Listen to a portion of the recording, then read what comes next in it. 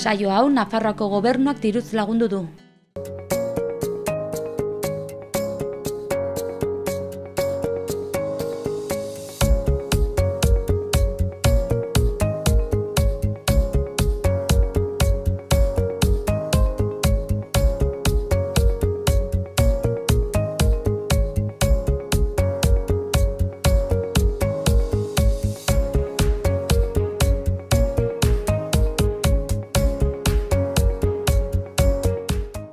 Haupa, zer moduz doa asteazkena? Ongi, espero dugu baietz. Urriaren 24 dugu gaurkoa, badirudi ezetz, baina denbora aurrera doa.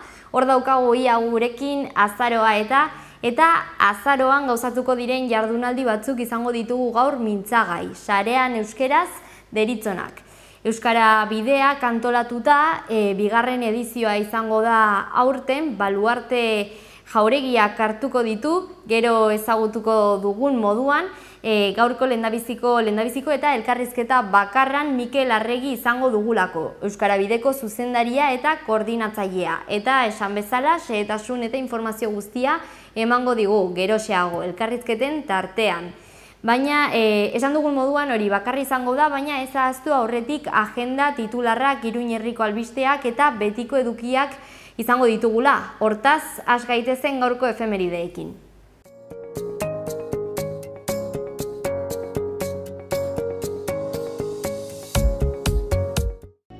Kirol kontuak ditugu lehenengo. 1857an Erresuma Batuan Sheffield Football Club taldea sortu zen, historiako lehendabiziko futbol kluba. Mende bat geroago, 1929an Estatu Batuetan ostegun beltza eman zen. New Yorkeko balore burtsak beherakada erraldoia izan zuen depresio handia ditutako garaiari, krisi ekonomikoari hasiera emanez.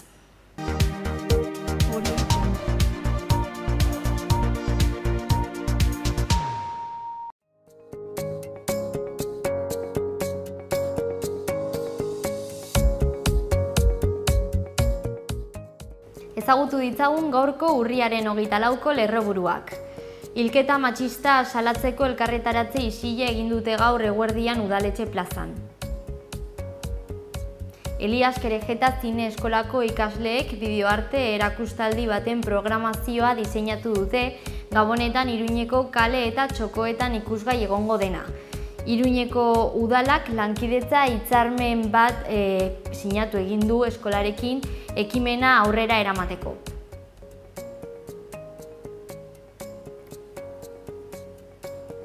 Urriaren 25ean bihar Buztintxurin Osasunak ospitaletik kanpoko larrialdietarako bigarren zentroa irekiko du. Iruñeko eta eskualdeko helduentzat izango da zerbitzua eta San Martin doktorea zentroaren antzeko baliabide teknikoak eta profesionalak izango ditu.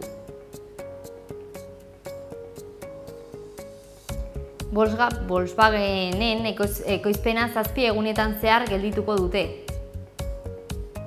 Euskara bideak osasun arloko zein liburutegietako langileei zuzendutako ikastaroak antolatu ditu.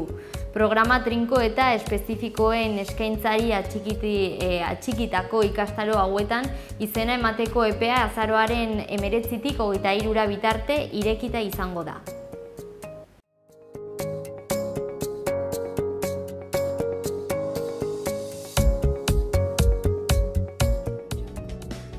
Jo dezagun gaurko egunkarietako azaletara, lehendabizi Diario de Navarrara. Lerroburu nagusi hau ipini dute. Nafarroako Polizia Nazionalaren buruak dimisioa aurkeztu du bere Twitterren politikariak iraindu zituela jakinarazi egin den ondoren. Azaleko argazkian, hemen talde bat ikusi daiteke. Titularrak honela azaltzen du. Barkosek amak parlamentura bidali ditu. Diario de Notiziasen txanda. Lerroburu nagusian, Nafarroan Polizia Nazionalaren burua zenak dimititu egin du Twitterren bidez politikariak iraindu eta ultrak goraipatu ondoren. Azaleko argazkiak Volkswageni erreferentzia egiten zaio, azpian izenburua oparatu dute. Volkswagenek azaroaren 5ean eta 9ean itxiko du eta komitea gehiago izatearen beldur da. Gara egunkarian hau daukagu. Lerroburu nagusian, Giza Eskubideen Europako Auzitegiak Espainiak presoen eskubideak urratzen jarraitzea uzten du. Azaleko irudian Mexikoko migranteen karabana ageri da. Izenburu hau dago azpian.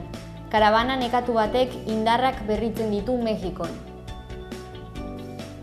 Hedabide euskaldunekin jarraituko dugu, lehendabizi Berria egunkaria.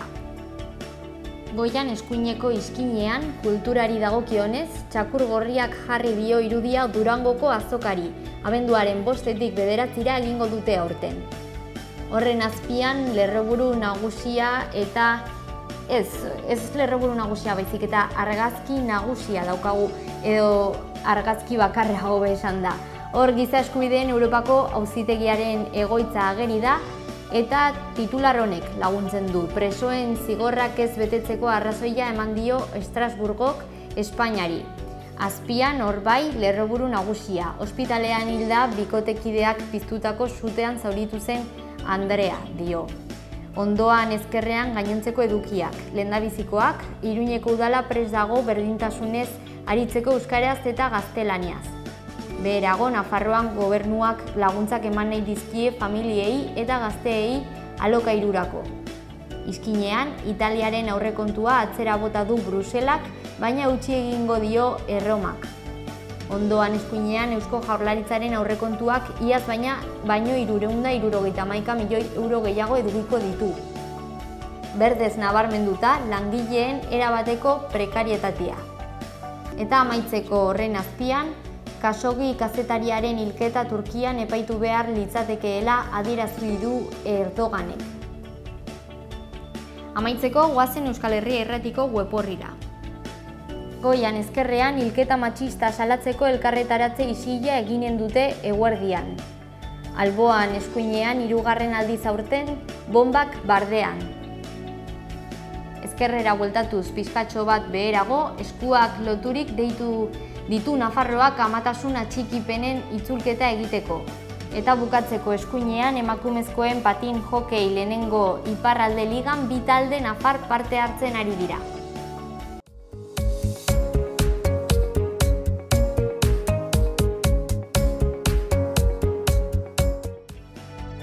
Ezagutu ezagun ze nolako agenda dugun.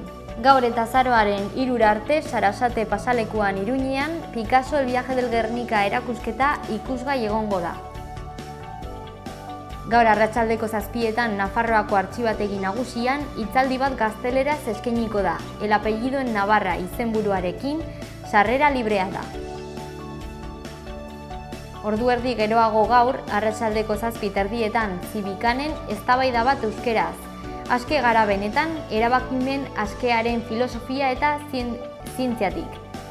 Libre, baina gonbidapena behar da eta horretarako aldez aurretik, arratsaldeko 6:30 aurrera Zibikanen bertan dohainik eskuratu ahalko duzue. Gaur arratsaldeko 8etan Gaiorre antzokian, L. Lauaxeta Lorca emanaldia euskarazko emanaldia eskainiko da. Sarrerak 8 euro balio du. Bihar arratsaldeko 6etan umeek ekitaldi bat izango dute Ingurumen Hezkuntzako Museoan. Ipuin kontalaria gazteleraz. El hilo invisible de la naturaleza izenburuarekin ekintza doakoa izango da. Amaitzeko larunbatean arratsaldeko 5etan Iruñeko Gaztelu plazatik, Medialuna parketik eta Iturrama eta Bejeras kaleen arteko bidegurutzetik Euskara Nafarroa osoan ofiziala izateko mobilizazio bat irtengo da behingoz lelopean.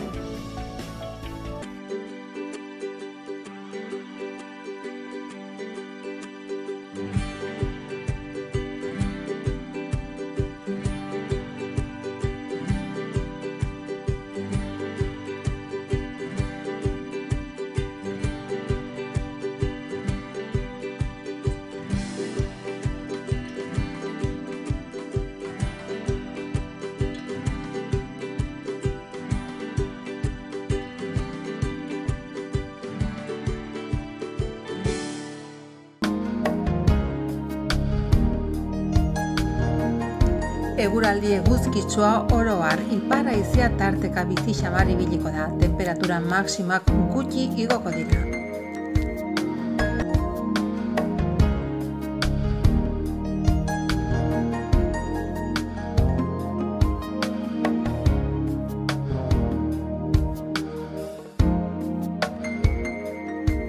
Ostegun goizean lanbroa eta lainoa eguzkitsu egongo da, haizea aldakor ibiliko da, arratsaldean iparraldetik finkatu eta indartu egingo da.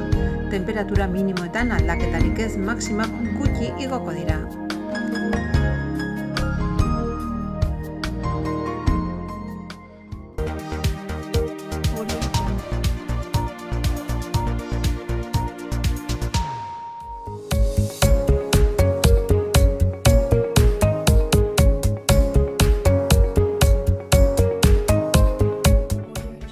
Iruin herriko albisteak ikusteko unea, asteko goazen Eguesibarrera. Aurrek Halloween jaiaren edo ospakizunaren inguruko tailer batzuetaz disfrutatzeko aukera izanen dute bihartik urriaren 25etik aurrera ludotekan. Xehetasun eta informazio guztiak udalaren webgunean aurkitu daiteke.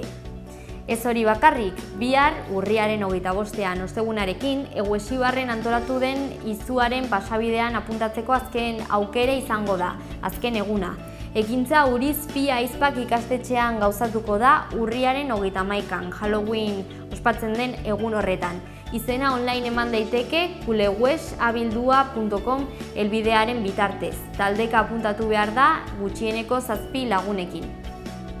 Berri gehiago Eguesibarren, umeendako jarduera gehiagorekin. Larunbatean 9 eta 13 urte bitarteko aurrek zinekluba batez disfrutatu ahalko dute La Canción del Mar pelikularen proiekzioarekin, eta igandean urriak 28 Joaquin Lizarraga ikastetxe publikoan zentro honetan dantzaldi bat eskaini egingo zaie.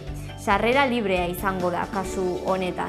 Honetaz gain, Eguesibarko merkataritza, ostalaritza, zerbitzuen elkarterako logoa aukeratzeko edo hautatzeko lehiaketa bat martxan da. 16 urtetik gorako edonork hartu dezake parte bertan eta oinarriak udalaren webgunean zintzilikatu egin dira. Epeari dagokionez, denbora dago oraindik, azaroaren 11an itxiko da eta. Eguesibarretik Etxaurira joango gara eta Etxaurin hau daukagu. Etxaurin euskara ikasteko bekak edo diru laguntzak eskintzen dira abenduaren 31 arte hasiko diren ikastaroetara aplikatzeko. Baldintza guztiak udalaren webgunean aurkitu daitezke. Bukatzeko berri hauek ditugu Iruña hirian, erkidegoko hiriburuan.